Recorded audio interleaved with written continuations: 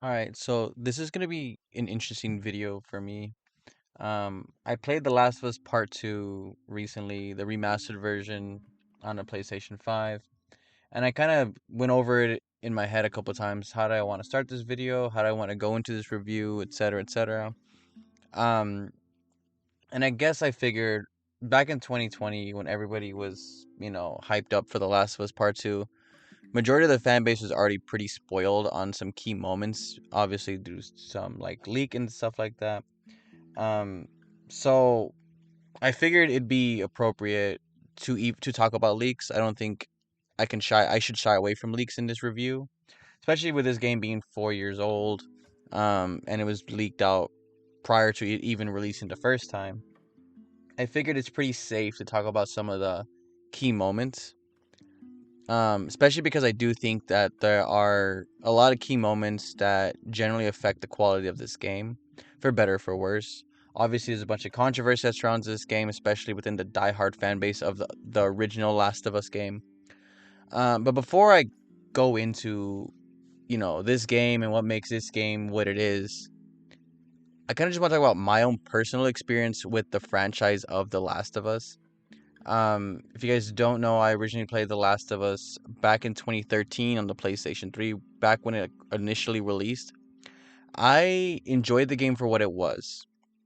The narrative was very compelling, it was very riveting. Um, Obviously, it was very emotionally driven, but I was very mixed on the gameplay. I don't think as a game it was, something that I really gravitated towards.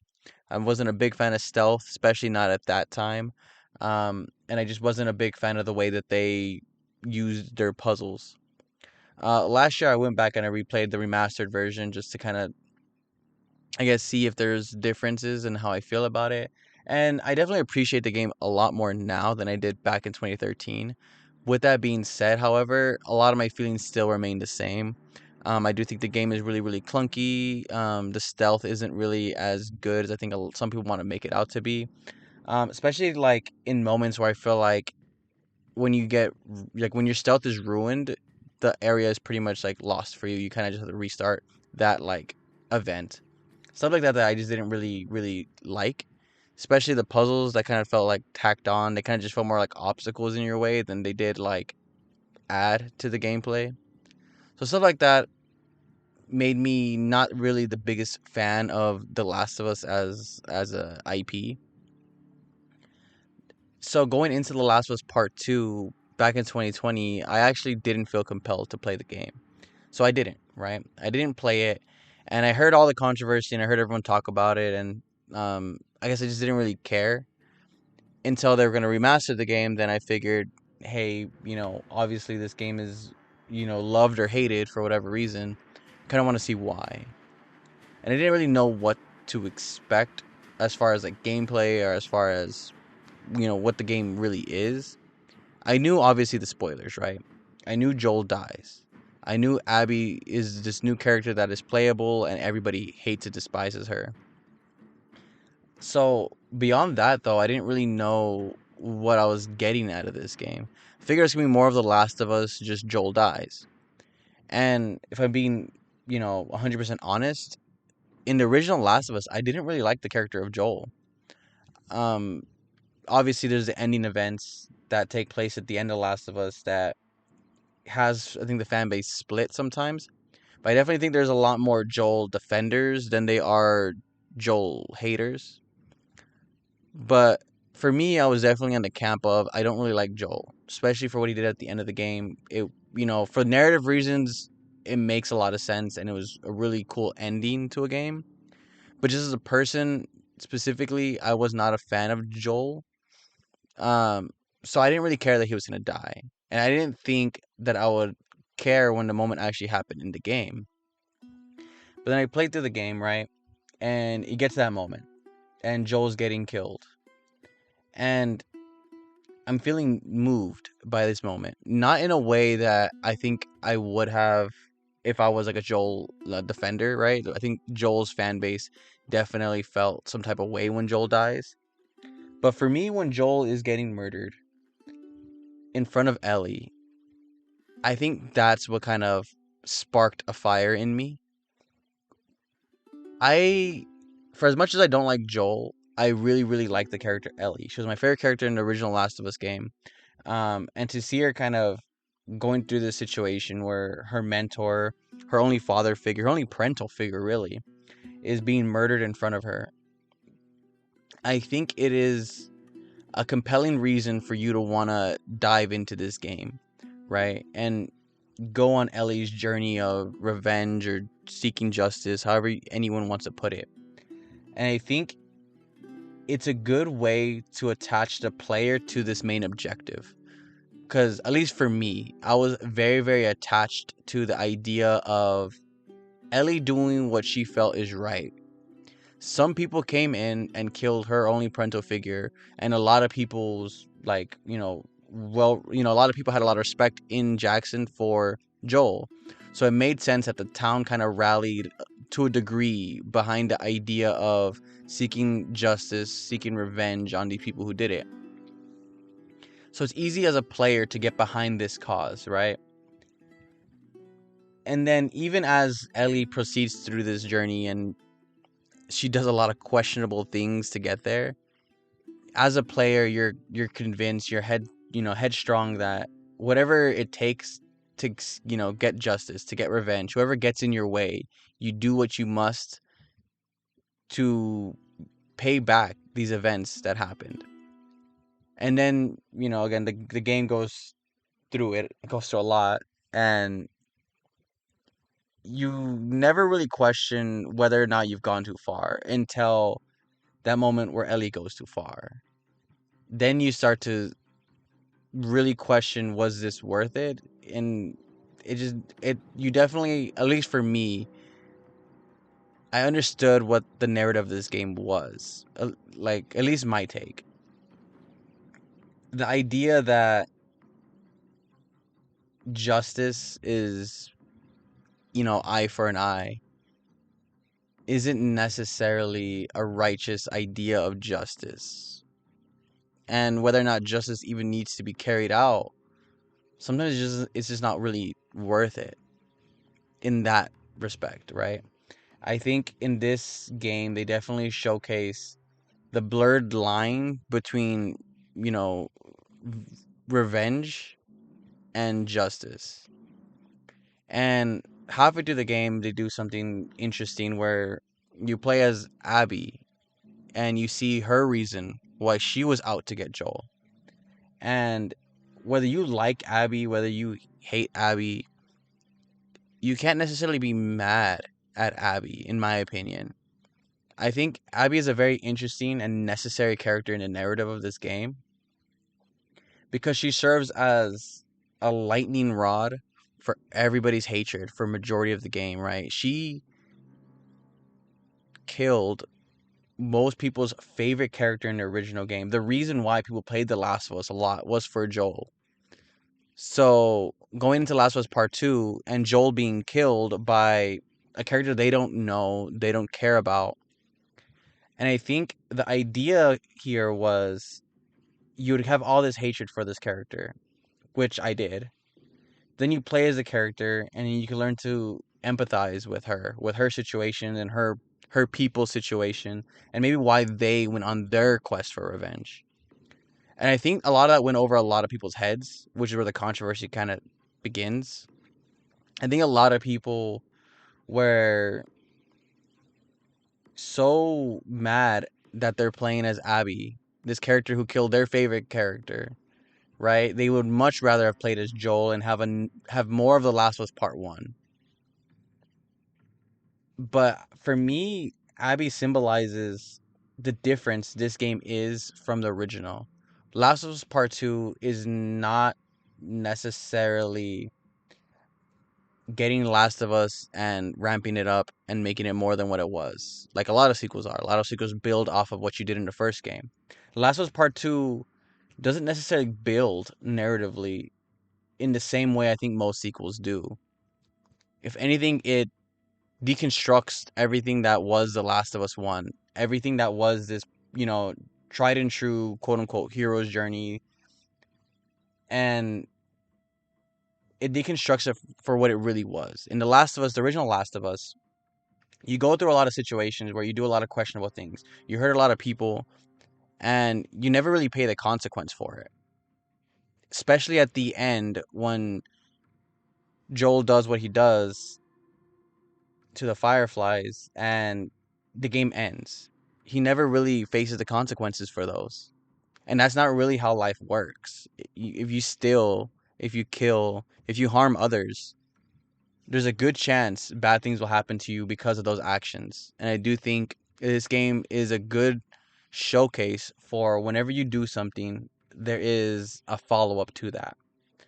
And in this case, you have these two characters gung ho on revenge, gung ho on what they see as justice, to just have it circle back and circle back until someone decides to stop this cycle. It does become a never ending cycle of revenge, cycle of people dying. And I think this game does a great job of showcasing how far people are willing to go and how many signs people miss on the way there, telling them to stop doing what they're doing for their own stubbornness and their own, I guess, need for quote unquote justice.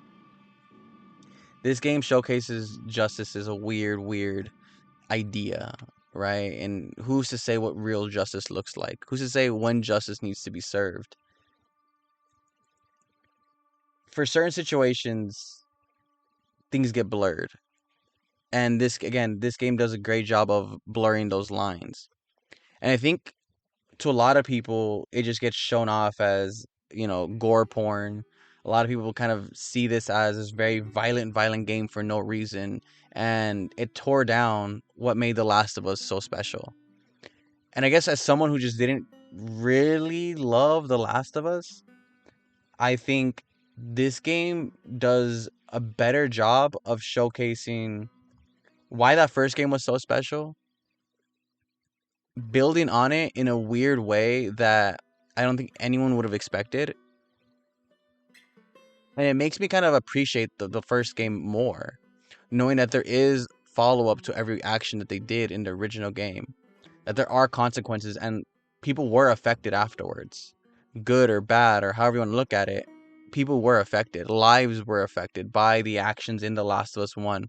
And all of Last of Us Part 2 showcases not just their consequences for the first game, but their consequences throughout the second game in a way that's paced so well, in a way that blends so seamlessly with the gameplay. For me, this narrative was crucial in why I really loved this game and have a tremendous amount of respect for the original narrative. Last of Us Part 2, from a narrative point of view, might not hit for everybody, and I get that.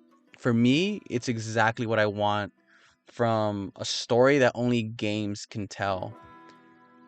It's gonna be interesting to see them adapt this game into a TV show. I'm wondering, what are they gonna skip over? What are they gonna adjust to make sense for TV versus how a game works?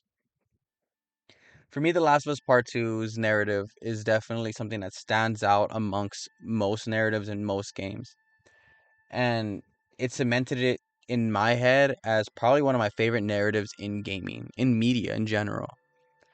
Um, so if you look at this game and you think the narrative isn't for you, if you hear about Joel dying and you might get mad and say that that's not what I want, I get that.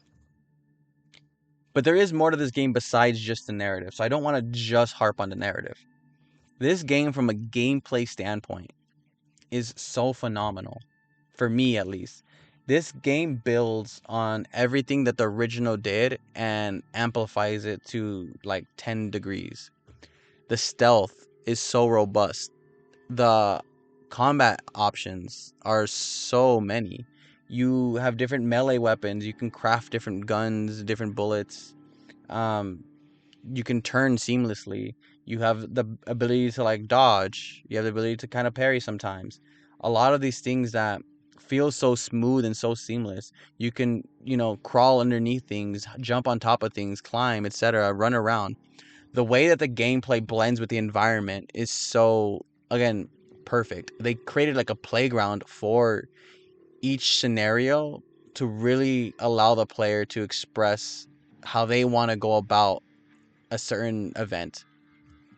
There'd be moments where I would go through the game as more stealthy, and then my stealth would be ruined. And in the original game, when that would happen, it's pretty much, game over, restart the stealth event. But in this game, no, not so much. You have a lot of opportunity to run away, to try to dodge them, to just go out all assault, and a lot of times win. There's been a lot of times where I was playing this game and I would try to stealth and kill as much as I can, and then I get caught. And instead of having to just go and hide again, I could go on the assault, I could go on the attack and survive. I could dodge and kill and move and jump into water or crawl underneath the car. Stuff like that I felt like made this gameplay just so addicting, so smooth, so seamless, and just leagues above anything else, I think, in the action adventure genre. I think Naughty Dog definitely set the bar with this style of gameplay. I think if the narrative isn't for you, then the gameplay is definitely something that you can gravitate towards. I find it hard for anyone to play the gameplay of this game and not be impressed by everything that's going on. There's been a lot of times where it's seamlessly blended with cutscenes where it made me feel like I was in a cutscene. Or there's moments I was in a cutscene, or at least I thought I was in a cutscene, but it was actually gameplay and I didn't realize it till it was time for me to start moving. The gameplay of this game for me is flawless and I have no notes. And that's rare for me to say. It's rare for me to say that I absolutely adored this game from its gameplay perspective, especially someone who did not like Last of Us from a gameplay perspective. For them to take that and elevate it and build on it and almost create something completely different, as far as this game being a lot more up to the player's interpretation of how they want to approach combat, how they want to approach stealth. Again, Last of Us Part 2, for me, from a narrative perspective, from a gameplay perspective, is phenomenal. But the thing that makes this game, again, leagues above others in this genre, in this gaming medium in general, something that cemented Naughty Dog for me as probably crown jewel of gaming studios, is their seamless blend of gameplay and cutscenes and narratives and animations. Everything just blends so smooth and is paced so right. And I felt like I was going along on this journey and I was feeling all the emotions, I was feeling all the tension, I was feeling all the suspense, whether it be I'm moved by the narrative, or I'm moved by the gameplay, or I'm moved by both. Like, all of it just blends in a way that makes me feel, it just makes me feel. And that's so, I don't want to say it's rare, but it's more than just a dopamine hit. I think a lot of games go for the dopamine, or they'll go for the tearjerker, and this has a huge blend of all of it. I'm thrilled. I'm having fun. I'm scared sometimes. Stuff like that that makes me feel like there's consequences to my actions and I have to make the right moves. Again, this game, I didn't expect to love it as much as I did, but I ended up walking away from this with probably one of my new favorite games of all time. Last of Us Part 2 has cemented itself in my brain forever. The final, I'm not going to spoil what happens at the very end of this game, or near the very end of the game, but one of the last encounters of this game, I was so in the moment. I don't think I've ever had a final boss where I genuinely didn't want to I genuinely didn't want to fight. I was so done with it. And it made me feel so, like, attached to the characters, to Ellie, to Abby, to every other character that we've gone through in this journey. I felt so attached to everyone's emotions, and I empathized so much with everyone's actions and everyone's feelings, to a degree that I don't think I've felt in a very, very long time in a game. I don't know how much more I can really drive home the fact that Last of Us Part 2 is probably one of my favorite games of all time. And it's for everything I said, right? It's the narrative, it's the gameplay, it's the scenery, it's the environment, it's the level design, the verticality of some of the level design is so impressive. To see them grow exponentially from The Last of Us, the original, from so many ways and so many layers that made me feel so much emotions throughout this game. Again, it's something that I'm going to cherish for a very, very long time, and I just can't believe that this is a franchise that I definitely did not care about going into it and walked away as one of my favorite franchises of all time now. I don't have much more to say on this game except for the fact that if you haven't played The Last of Us Part 2 yet, you definitely need to check it out. It is amazing. If you're one of those people who are questioning whether the remastered version is the way to go or the original PlayStation 4 is the way to go, it really depends on how much you fall in love with the gameplay.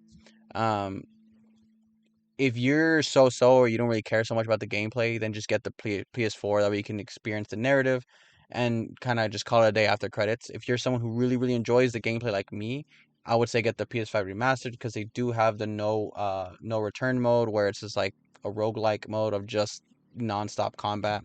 Really love that mode. I didn't dive too much deep into it here just because I see it so additive versus the actual core experience of what this game was. However you want to go about it, I feel like Last of Us Part 2 is a game that everyone should definitely check out if you haven't already. And if you have checked it out and you did not like it, please let me know down below in the comment section why why not? Because I am genuinely just so in love with this game that I can't see anyone not liking it. And if it is from a narrative point of view, again, like, please follow up down below. Let me know. I'm genuinely curious to hear people's thoughts on this game. I'm gonna end the video here. Do me a favor and like the video. If you guys like the video, please consider subscribing because that does help me out tons. With all that being said, I'll see you guys on the next video.